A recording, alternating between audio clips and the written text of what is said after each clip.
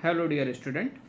पिछली क्लास में हमने जाना कि सेल को basic structure and functional unit of life कहते हैं, है ना। इंट्रोडक्शन पढ़ा, सेल होती क्या है, फिर उसके बाद हमने सेल थ्योरी पढ़ी, है ना। अब उस सेल थ्योरी के बाद अब हम पढ़ने वाले हैं नेक्स्ट इम्पोर्टेंट टॉपिक जिसका नाम है एन ओवरव्यू ऑफ सेल। ठीक है ना। सेल के बारे में हम ऊपर ही ऊपर से देखेंगे कि इसमें क्या होता है क्या नहीं होता, है ना। सेल में डिफरेंस देखेंगे कि प्रोकैरियोटिक सेल कौन सी होती है, यूकैरियोटिक सेल क्या होती है, प्रोकैरियोटिक सेल और यूकैरियोटिक सेल में ऐसा क्या डिफरेंस होता है जिसकी वजह से अलग हो जाते हैं। तो आज इन्हीं सब चीज़ों का डिस्कशन हम इस लेक्चर में या इस वीडियो में करने वाले हैं। ठीक है ना। तो चलो, एनसीईआरटी शुरुआत से ही कहती है, शुरुआत की कुछ लाइन है उसकी, जैसा कि वो कहती है कि जब आप शुरुआती समय पे आपने ओनियन पील और ह्यूमन चीक सेल के बारे में सुना होगा, है ना। जब आप 8th 9th क्लास में होगे, 9th 10th क्लास में होगे, तो आपको शायद लेके भी गए हों अपनी लैब में, है ना। उस लैब में आपको माइक्रोस्कोप के द्वारा शायद दिखाया भी हो। तो यही वो लाइन कहती है एनसीईआरटी की। सुनो, you have earlier observe in an onion peel and और human cheek cell under the microscope. अब वो कह रहा है कि भाई आपने ऑब्जर्व किया होगा, ठीक है ना, अनियन पील को और उनको, ठीक है ना। फिर आपने let us recollect there structure, फिर आपने उनके स्ट्रक्चर वगैरह को देखा होगा या कलेक्ट किया होगा। कलेक्ट मतलब आपने आंखों से देखा होगा, तो आंखों ने इमेज कहाँ बनाई, वो ब्रेन में बनाई। तो ब्रेन ने उस इन्फॉर्मेशन को क्या कर लिया, कलेक्ट ही तो कर लिया, है ना। फिर आपने बताया होगा अपने मित्रों को, अरे वो तो ऐसे ऐसे दिख रही थी, है ना, वो तो ऐसे ऐसे ऐसे दिख रही थी। और भाई अनियन है, अनियन क्या है, प्लांट है, तो इसके पास भाई सेल वॉल भी होती है ना। और सेल वॉल मैंने लास्ट लेक्चर में बताई थी, सेल वॉल कैसी होती है, लिविंग होती है नॉन लिविंग होती है। तो इसका आंसर आएगा क्या, नॉन लिविंग। ठीक है ना। चलो, the onion cell which is a typically plant cell. जो अनियन सेल होती है ना, वो एक क्या होती है, टिपिकल प्लांट सेल होती है। मतलब टिपिकल यानी कि जनरली जो प्लांट सेल होती है ना, वो उसी प्रकार की होती है। ठीक है ना। Has a distinct cell wall and its outer boundary and just within it is the cell membrane. अब देखो क्या होता है, सुनो ध्यान से। ये हमारी बढ़िया सेल है प्यारी सी, ठीक है। ये हमारी सेल है और यहाँ पे न्यूक्लियस होता है। ये तो आप लोगों ने 9th क्लास में ही पढ़ा होगा, है ना। अब इस सेल के ऊपर एक्चुअली में क्या होता है, एक यहाँ पे मेम्ब्रेन होती है, इसको बोलते हैं हम आउटर मेम्ब्रेन। क्या होती है, आउटर मेम्ब्रेन। इसको क्या बोलते हैं हम, आउटर मेम्ब्रेन। और ये आउटर मेम्ब्रेन कौन होती है, ये आउटर मेम्ब्रेन कौन होती है, सेल वॉल। कौन होता है, सेल वॉल होता है, ठीक है ना। और जस्ट सेल वॉल के नीचे, यही एनसीईआरटी कहती है कि ठीक सेल वॉल के नीचे क्या होती है, सेल मेम्ब्रेन। क्या होती है, सेल मेम्ब्रेन। ध्यान रखना इस चीज़ का कि भाई सेल वॉल के जस्ट नीचे कौन होता है, कौन होता है, सेल मेम्ब्रेन। ठीक है। चलो आगे चलते हैं। अब इन्होंने ये तो बता दिया अनियन सेल के बारे में कि भाई अनियन सेल की आउटर बाउंड्री जो होती है उसको सेल वॉल कहते हैं, और जस्ट उसके नीचे एक और बाउंड्री होती है उसको हम सेल मेम्ब्रेन कहते हैं। अब नेक्स्ट लाइन क्या कहती है एनसीईआरटी की, the cell of the human cheek have an outer membrane as a delimiting structure of the cell. अब देखो क्या है बात इसकी। अब एनिमल सेल की बात हो रही है। अब एनिमल सेल के पास सेल वॉल तो होती नहीं है। अब जब सेल वॉल नहीं होती तो उसके पास कौन सी वॉल होती है, कौन सी लेयर होती है, प्लाज्मा मेम्ब्रेन, है ना, जिसको आज हम किसके नाम से जानते हैं, प्लाज्मा मेम्ब्रेन के नाम से, सेल मेम्ब्रेन या प्लाज्मा मेम्ब्रेन, है ना। तो चलो, तो क्या था, डीलिमिटिंग स्ट्रक्चर का मीन्स है कि उसकी जो सेल की जो शेप थी वो कैसी थी, इर्रेगुलर। कैसी थी, जो शेप थी किसकी, सेल की, वो कैसी थी, इर्रेगुलर थी। इसलिए यहाँ पे जो टर्म आया, क्या आया है, क्या आया है, डीलिमिटिंग स्ट्रक्चर ऑफ द सेल। ठीक है ना। इसको मैं इरेज कर देता हूँ, हटा देता हूँ। चलो, इतना समझ आया। चलो आगे बढ़ते हैं।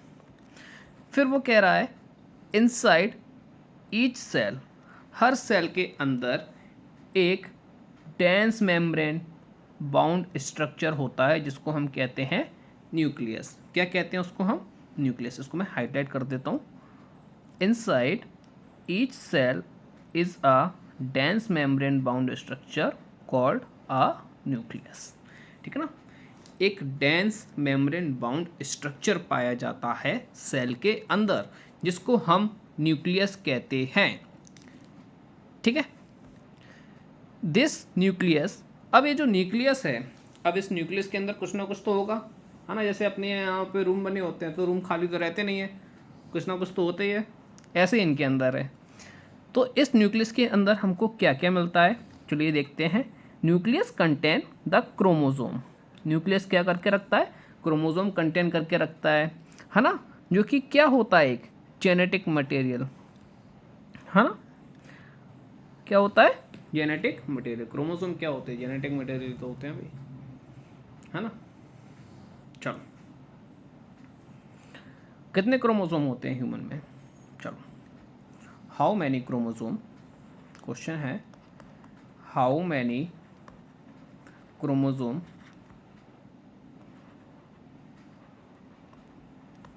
In human. ह्यूमन के अंदर कितने क्रोमोसोम होते हैं? तो आंसर क्या होगा? 46, है ना? क्या होगा? 46। चलिए आगे बढ़ते हैं।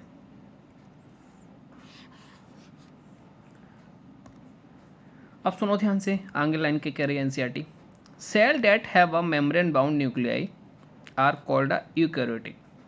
देखो, अगर किसी न्यूक्लियस के, कोई न्यूक्लियस है वो मेम्ब्रेन से बाउंड है, ठीक है ना? कोई न्यूक्लियस है अगर वो मेम्ब्रेन से बाउंड है तो उसको हम यूकैरियोटिक सेल बोलते हैं।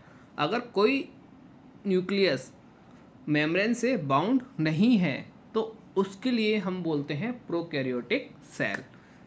आई बात समझ? ठीक है ना? अगर कोई न्यूक्लियस, जैसे ये सेल है, ठीक है ना? अब ये न्यूक्लियस है, अब इस न्यूक्लियस पे हमको क्या दिख रहा है? चारों तरफ क्या है? एक लेयर टाइप की है ना?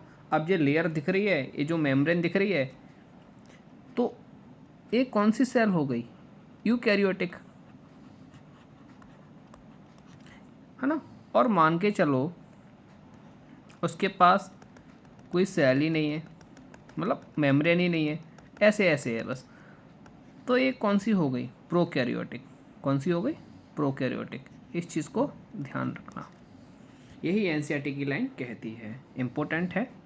यहीं से हमको पता लग जाता है कि कौन सी सेल यूकैरियोटिक है और कौन सी सेल प्रोकैरियोटिक है। ठीक है ना?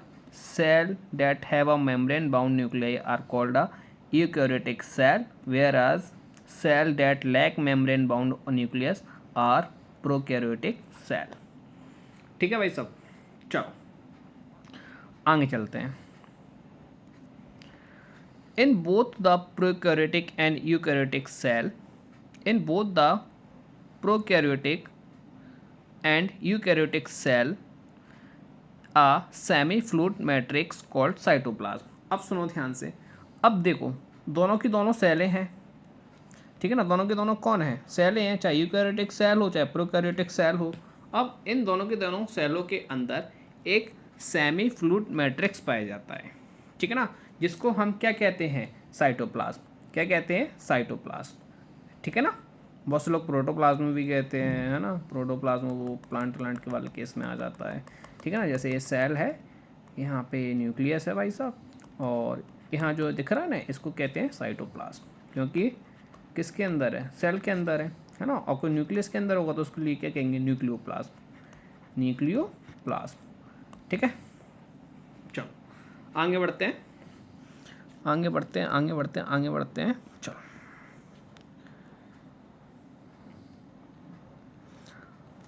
अब हमने यहाँ तक तो पढ़ लिया था, अब इसको देखते हैं। In both prokaryotic and eukaryotic cell a semi fluid matrix called a cytoplasm, ये हमने पढ़ लिया था। Occupies the volume of the cell, है ना? और इस सेल का जो वॉल्यूम है ना, उसको बहुत अच्छे तरीके से ऑक्यूपाइज, यानी कि घेर के रखता है ना? जैसे अपने घर में सामान रखा रहता है, जैसे पलंग है, रूम में क्या रहता है, बेड ही तो रहता है। तो बेड देखो कितना सारा स्पेस घेर के रखता है ना। अब किसी के छोटे छोटे रूम है तो वो देखो बेड इतने बड़े बड़े होते हैं तो मैक्सिमम स्पेस तो बेड ही घेर लेते हैं, है ना। तो ऐसे ही जो साइटोप्लाज्म है वो पूरे स्पेस को, पूरे वॉल्यूम को ऑक्यूपाइड करके रखता है कि कहता है तो मेरा है, ठीक है। The cytoplasm is the main arena of cellular activities in both plant and animal cell. अब सुनो ध्यान से, बहुत इंपॉर्टेंट लाइन है, बहुत इंपॉर्टेंट लाइन है और आती भी है। देखो यहाँ से, the cytoplasm is the main arena of cellular activities in both plant and animal cell. अब जितनी भी सेलुलर एक्टिविटीज़ होंगी वो सारी की सारी पता है कहाँ होंगी, साइटोप्लाज्म के अंदर। अब चाहे वो एनिमल सेल हो या फिर वो प्लांट सेल हो, इस बात पे कोई भी मैटर नहीं करता, लेकिन सारी की सारी जो सेलुलर एक्टिविटीज़ होंगी वो कहाँ होंगी, साइटोप्लाज्म के अंदर, ठीक है। अब एक यहाँ पे बहुत इंपॉर्टेंट लाइन है, इसको भी ध्यान से पढ़ना।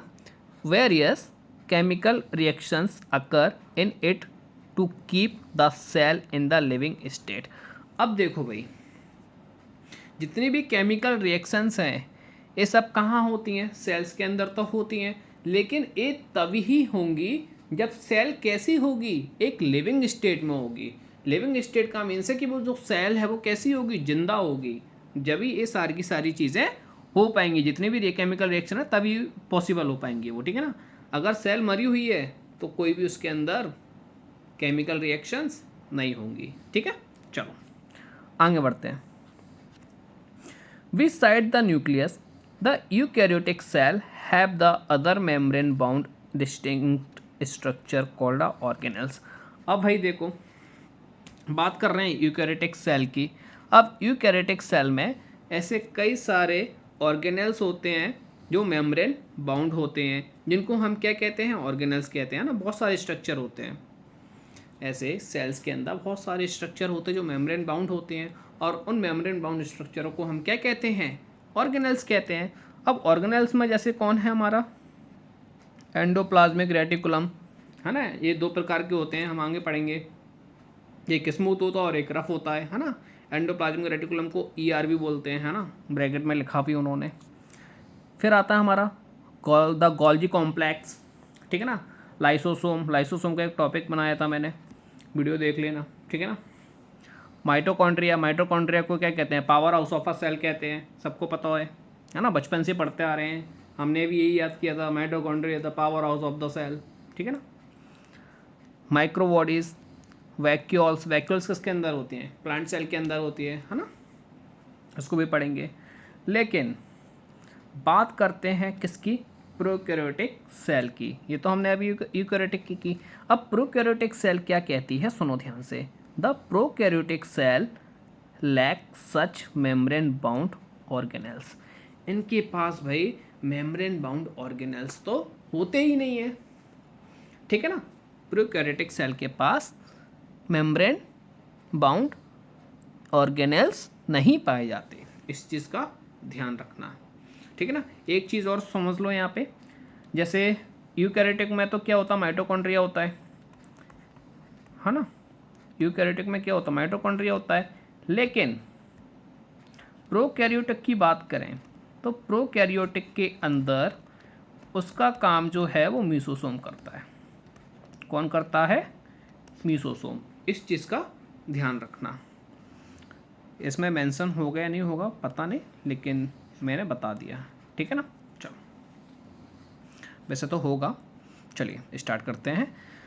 अब सुनो ध्यान से, अब एक और आ गया ऑर्गेनेल, जिसका नाम क्या है, राइबोसोम। राइबोसोम को हम प्रोटीन फैक्ट्री भी कहते हैं, आगे चल के पढ़ेंगे, ठीक है ना। Ribosome are non membrane bound organelle found in all cells both eukaryotic as well as prokaryotic. अब राइबोसोम एक ऐसा ऑर्गेनेल है जो मेम्ब्रेन बाउंड भी नहीं है और ये दोनों सेल्स के अंदर प्रेजेंट भी रहता है, यूकैरियोटिक सेल और प्रोकैरियोटिक सेल, ठीक है ना। Within the cell ribosome are found not only in the cytoplasm but also within two organelle chloroplast in plant and mitochondria on rough ER। अब सुनो ध्यान से, एक लाइन है, थोड़ी कॉम्प्लिकेटेड लाइन है, लेकिन इसको समझने की कोशिश करते हैं अपन। क्या कह रहा है, सुनो, अच्छी लाइन है कि ribosome are found not only in the cytoplasm.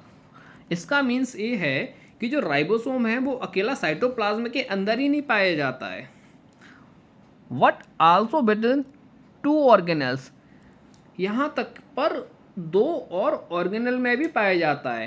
पहला है क्लोरोप्लास्ट, है ना। क्लोरोप्लास्ट कहाँ होता है, एनिमल सेल के अंदर, है ना। गलत, किसके अंदर, प्लांट सेल के अंदर, ठीक है ना, और लिखा भी एनसीईआरटी ने। और जो माइटोकॉन्ड्रिया होता है वो, और माइटोकॉन्ड्रिया के बाद भी कहाँ पे होता है, रफ एंडोप्लाज्मिक रेटिकुलम। अब यहाँ पे क्वेश्चन आता है कि भाई रफ एंडोप्लाज्मिक रेटिकुलम ही क्यों, रफ ईआर ही क्यों, है ना। रफ ईआर पे क्या होते हैं, प्रोटीन के ग्रेन्यूल्स होते हैं ना। और प्रोटीन कौन बनाता है, राइबोसोम ही तो बनाते हैं भाई। जब राइबोसोम होंगे तभी तो प्रोटीन बनेगी, है ना। प्रोटीन की फैक्ट्री कहते हैं। तो इसलिए यहाँ पे क्या आया, रफ एंडोप्लाज्मिक रेटिकुलम। ध्यान रखना इस चीज़ को। चलिए भाई आगे बढ़ते हैं। Animal cells contain another non membrane bound organelle called a centrosome. अब भाई एनिमल सेल के पास एक और नॉन मेम्ब्रेन बाउंड ऑर्गेनेल होता है जिसको हम सेंट्रोसोम भी कहते हैं। क्या कहते हैं, सेंट्रोसोम। अब जो सेंट्रोसोम का एक और नाम भी होता है सेंट्रियोल। आप जब सेल डिवीजन पढ़ोगे ना, तब आप देखोगे उसमें सेंट्रियोल को, ठीक है ना। तो ये जो सेंट्रियोल है या सेंट्रोसोम है वो किस में हेल्प करता है, हेल्प इन सेल डिवीज़न। किस में मदद करता है ये, हेल्प इन सेल डिवीज़न, ठीक है ना। इस चीज़ को ध्यान रखना। अब आगे एनसीईआरटी की लाइन क्या कहती है, सुनिए ध्यान से। Cell differ greatly in size. जो सेल है वो डिफरेंट रहती है भाई, है ना। अलग अलग साइज रहता है सबका। ऐसा तो है नहीं कि सबकी सेम में एक ही जैसी सेल है या सबका जो स्ट्रक्चर वगैरह है वो सबका सेम सही है, अलग अलग रहता है, ठीक है ना। अब साइज़ के हिसाब से भी अलग रहता है, शेप के हिसाब से भी रहता है, और एक्टिविटीज़ के हिसाब से भी रहता है ना। जैसे अपनी एपिडर्मिस है, एपिथीलियम है ना। ये सारे के सारे जो अलग अलग काम करते हैं, नर्व सेल का काम अलग है ना। तो इसी के बारे में हम आगे पढ़ेंगे, ठीक है। फॉर एग्जाम्पल, जैसे कि उन्होंने एक एग्जाम्पल दिया, एक उदाहरण दिया है, माइकोप्लाज्म द स्मॉलेस्ट सेल। जो माइकोप्लाज्म है वो कैसी है, सबसे छोटी सेल है, ठीक है ना। इसका जो लेंथ है वो कितना है, 0.3 माइक्रोमीटर। 0.3 माइक्रोमीटर का मीन्स पता है, 0.3 × 10⁻⁻6 मीटर। अब सोचो 10⁻⁻6 मीटर कितनी छोटी हो गई, है ना। वेल बैक्टीरिया की बात भी करते हैं। बैक्टीरिया की सेल कितनी बड़ी होती है, चलो कोई बताओ। जो बैक्टीरिया होता है वो उसकी सेल कितनी बड़ी होती है, कितना साइज होता है उसका, तो उसका सेल होता है 3 to 5 माइक्रोमीटर। कितना होता है, 3 to 5 माइक्रोमीटर। ये यहाँ पे लिखा हुआ है, ये आ जाते हैं कई बार, इसको हल्के में मत लेना, ठीक है ना। बहुत से लोग कन्फ्यूज़ हो जाते हैं इन चीज़ों के बारे में। कितना होता है, 3 to 5 माइक्रोमीटर। अब एक चीज़ और आ गई यहाँ पे, इम्पोर्टेंट क्वेश्चन है। कोई पूछे कि लार्जेस्ट आइसोलेटेड सिंगल सेल क्या है, लार्जेस्ट आइसोलेटेड सिंगल सेल मतलब एक ही सेल, है ना, एक ही टाइप की सेल हो, तो वो कौन है, ऑस्ट्रिच का एग, है ना, ऑस्ट्रिच का अंडा, ठीक है ना। ये मेडिकल एग्जाम में तो पूछते ही हैं, जितने भी और भी जो गवर्नमेंट कॉम्पिटिटिव एग्जाम होते हैं उनमें भी कई बार क्वेश्चन पूछा गया है ये, ठीक है ना। उसमें तो ह्यूमंस के ऊपर भी पूछा गया है कि ह्यूमन की स्मॉलेस्ट सेल कौन सी है, तो इसका आंसर क्या आ जाएगा हमारा। अगर मेल के केस की बात कर रहे हैं तो मेल के केस की बात है तो स्पर्म जो है वो स्मॉलेस्ट सेल है, ठीक है ना, ह्यूमन के केस में। और अगर फीमेल के केस में बात कर रहे हैं तो फीमेल के केस में जो बड़ी सेल है वो ओवम है, ठीक है ना। कई कॉम्पिटिटिव एग्जामों में ऐसा क्वेश्चन आता है, क्योंकि हम भी एमसीक्यूज वगैरह लगाते थे तो मिल जाता था ऐसा, ठीक है। चलो आगे बढ़ते हैं। Among multi cellular organism human RBC मतलब red blood cells are about 7 micrometer in diameter. अब भाई डायमीटर क्या होता है, बहुत से तो लोग यहीं पे घबरा गए होंगे। तो एक हम सर्कल बनाते हैं, इस सर्कल में एक सेंटर होता है ना, और इसको हम रेडियस कहते हैं। लेकिन इसका रेडियस नहीं लेना अपन को पूरा लाइन खींचना है ऐसे, इस पूरी लाइन को हम क्या कहते हैं, डायमीटर। तो जब हमने आरबीसी को मेज़र किया है ना डायमीटर के बिहाफ पर, तो कितना निकला, 7 माइक्रोमीटर निकला, ठीक है। Nerve cell are some of the longest cell. जो नर्व सेल है वो लंबी सेल होती है, ठीक है ना। और हाँ एक क्वेश्चन और, स्मॉलेस्ट तो मैंने बता दिया था ह्यूमन का, लार्जेस्ट देख लो। जो लार्जेस्ट ह्यूमन सेल होती है ना, लार्जेस्ट ह्यूमन सेल लिख लेना, लार्जेस्ट ह्यूमन सेल होती है कौन सी, हमारी नर्व सेल। लॉन्गेस्ट भी होती है और लार्जेस्ट भी होती है, लेकिन फीमेल के केस में ओवम है, ध्यान रखना इस चीज़ का। वैसे आज तक तो गया नहीं है नीट वाला, लेकिन ज़्यादा चांस है उसका सिर घूम गया, उन्होंने कह रहा है कॉम्पिटिटिव एग्जामों में ये चल रहा है, हम भी दे देते हैं, ठीक है ना, भरोसा नहीं है उनका। Cell also vary greatly in their shape, they may be disc like, polygonal, columnar, cuboid, thread like देखा होगा, डोरे जैसा होता है, ठीक है ना। एंड इवन इर्रेगुलर, और इर्रेगुलर भी होता है, किसी का साइज उल्टा है, किसी का साइज ऐसा है, किसी का टेढ़ा मेढ़ा है, इस साइज का रहता है वो, ध्यान रखना इस चीज़ का। The shape of the cell may be vary with the function they perform. अब भाई इनके जो शेप हैं वो डिफरेंट तो हैं, लेकिन इनके जो फंक्शंस हैं वो भी डिफरेंट हैं। अलग अलग सेल अलग अलग प्रकार के काम करती है, इसलिए उनके जो शेप हैं वो भी कैसे हैं, अलग अलग, ठीक है ना। इस चीज़ का ध्यान रखना। उम्मीद करता हूँ यहाँ तक थोड़ा समझ आया होगा, ठीक है ना। अगर नहीं आया हो तो जो भी तुम्हारे डाउट हैं उनको आप कमेंट में डाल दिया करो, ठीक है ना, देख लिया करेंगे उनको भी। अब हम पढ़ते हैं प्रोकैरियोटिक सेल के बारे में। प्रोकैरियोटिक सेल वैसे देखो एनसीईआरटी में तो बहुत छोटा सा दे रखा है, ठीक है ना, तो उसी को अपन पढ़ते हैं, ठीक है।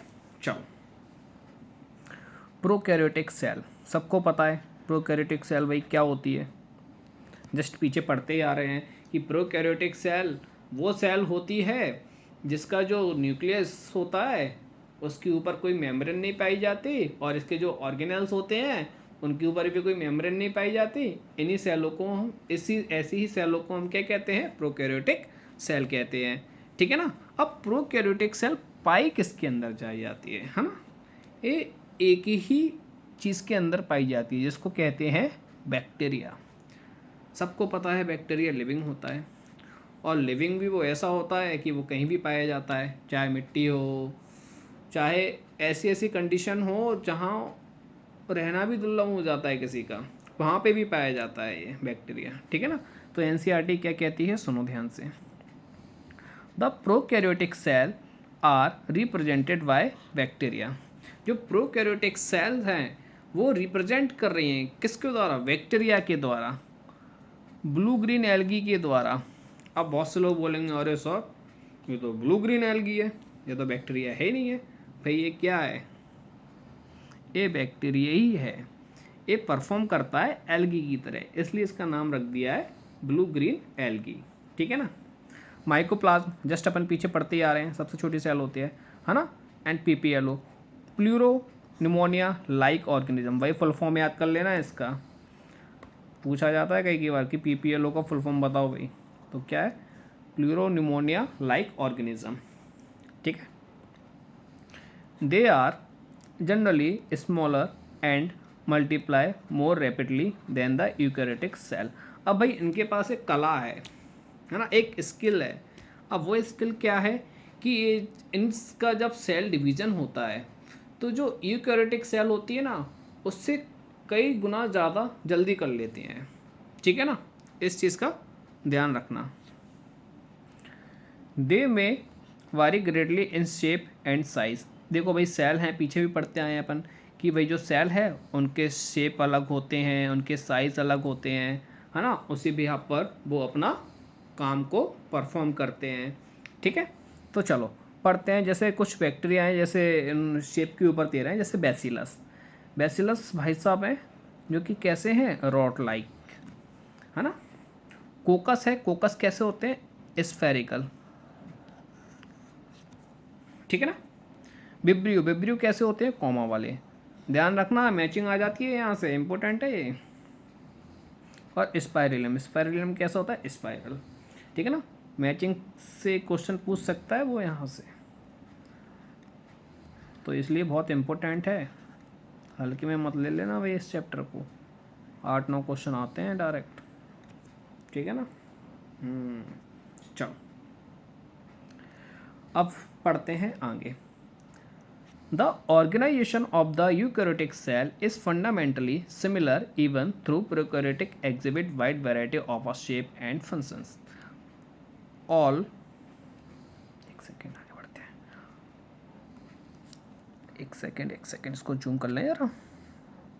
चलो भाई जूम कर लेते हैं,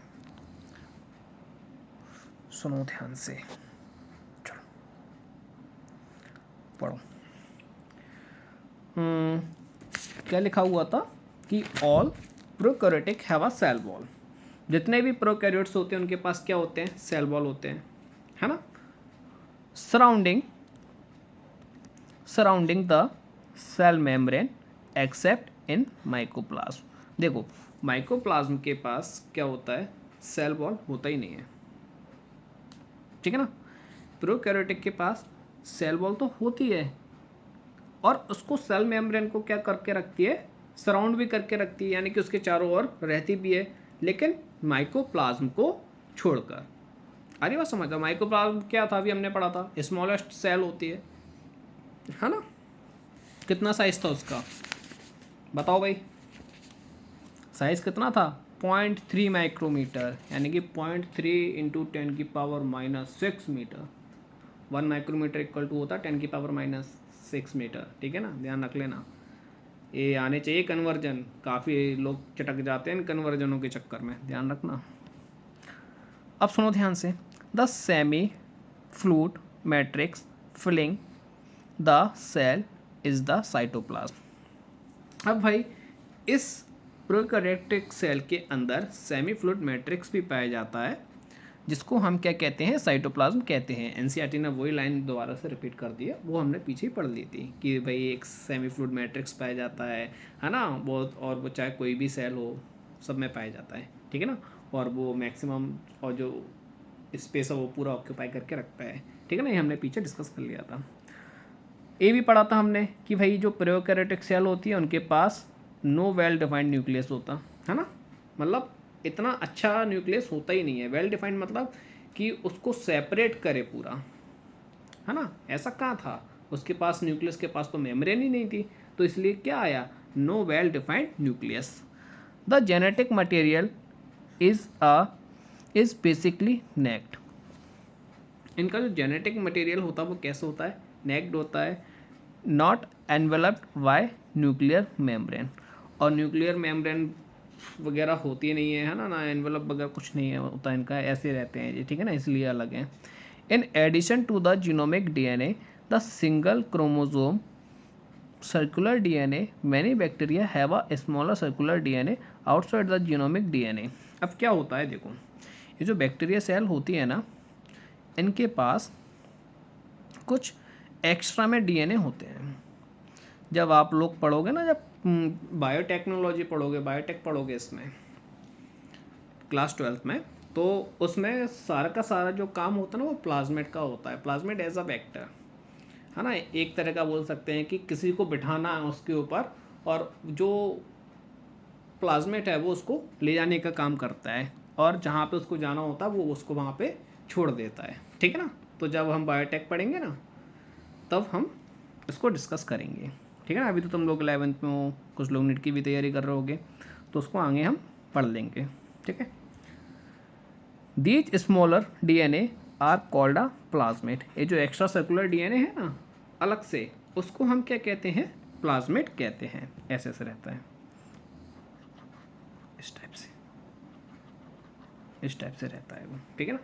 चलो, the plasmid DNA confers certain unique phenotypic characters such as a bacteria. One such character is resistance to antibiotic। ठीक है ना। अब इनके पास कुछ कैरेक्टर होते हैं। अब ये क्या करते हैं, रेसिस्ट करते हैं किसको, एंटीबायोटिक्स को। अब एंटीबायोटिक क्या होता है भाई, एंटीबायोटिक यानी कि बैक्टीरिया के अगेंस्ट ही रहते हैं, है ना, लेकिन ये रजिस्ट रहते हैं किसके, एंटीबायोटिक के। इनके ऊपर एंटीबायोटिक वगैरह छिड़क दो या डाल दो या कुछ भी कर लो, इनको कोई फ़र्क नहीं पड़ता, ठीक है ना। In higher classes you will learn that this plasmid DNA is used to monitor bacterial transformation within the foreign DNA. जो मैंने अभी बोल रहा था कि जब आप बड़ी बड़ी क्लासों में पहुंच जाओगे, है ना, तो आप लोग इन चीज़ों का बहुत ज़्यादा यूज़ करोगे, ठीक है ना। Nuclear membrane is found in eukaryotic cell. सबको पता है कि जो न्यूक्लियर मेम्ब्रेन होती है वो किसके पास पाई जाती है, किसके पास पाई जाती है, सेल, यूकैरियोटिक सेल के पास, है ना। यही तो है सारा का सारा। ये है या नहीं है बताओ। चलो, no organelles like the one in the eukaryotes are found in prokaryotic cell except for ribosome. क्या कह रहा है, सुनो ध्यान से। वो इन्होंने एनसीईआरटी की पुरानी वाली लाइन को रिपीट कर दिया है। No organelles like the one in eukaryotic are found in prokaryotic cells except for ribosome. जो राइबोसोम होता है वो नॉन मेम्ब्रेन बाउंड स्ट्रक्चर होता है, ठीक है ना, और दोनों के अंदर प्रेजेंट होता है, चाहे प्लांट सेल हो चाहे एनिमल सेल हो। मैं तो कह रहा हूँ चाहे प्रोकैरियोटिक सेल हो चाहे यूकैरियोटिक सेल हो, ये सबके अंदर पाया जाता है, ठीक है ना। चलो चलो आगे बढ़ते हैं। एक second, organelles like ones eukaryotic. चलो, prokaryotic have a something unique in the form of inclusions, a specialized specialized differentiated form of a cell membrane called a mesosome. देखो मैंने बोला था ना, दिया है इन्होंने मेसोसोम के बारे में। जो मेसोसोम होता है ना वो किस तरीके से काम करता है, लाइक अ माइटोकॉन्ड्रिया, है ना। जैसे माइटोकॉन्ड्रिया हमारे यहाँ पावर हाउस ऑफ सेल होता है ना, इसी प्रकार जो मेसोसोम होता है ना इनके यहाँ पे सेम टू सेम ऐसे ही काम करता है। और ये कैसे बना होता है, जैसे मान के चलो बैक्टीरिया की सेल होती है, ये क्या है बैक्टीरिया की, ये बैक्टीरिया की सेल है, ठीक है ना। और यहाँ पे एक्चुअली में क्या होता है, इस तरीके से फोल्डिंग होती है सेल मेम्ब्रेन से, इस तरीके से फोल्डिंग होती है, ऐसे इनफोल्डिंग होती है, उसी को ये क्या कहते हैं, मेसोसोम, ठीक है ना। बात समझ आ रही है। तो आज का हमारा ये टॉपिक था यहीं पे फिनिश होता है। अगर कोई डाउट हो तो उसको कमेंट में ज़रूर डाल देना, ठीक है ना। और वीडियो जैसा कि 30-35 मिनट का हो चुका है, तो कोशिश करना, वैसे तो समझ आ ही जाएगा, अगर ना आए तो फिर से एक बार ज़रूर देखना, ठीक है ना। नेक्स्ट वीडियो में हम पढ़ेंगे cell envelope and its modification, ठीक है ना। कि जो सेल एनवेलप होता है ना, जो मेम्ब्रेन्स वगैरह कैसे क्या बनती हैं, क्या होता है मेम्ब्रेन के ऊपर, ठीक है ना, और इनका क्या क्या मॉडिफिकेशन होता है, ये सारी की सारी चीज़ें हम पढ़ेंगे। फिर उसी के साथ हम राइबोसोम और इंक्लूजन बॉडीज़ को भी ख़त्म करेंगे, ठीक है ना।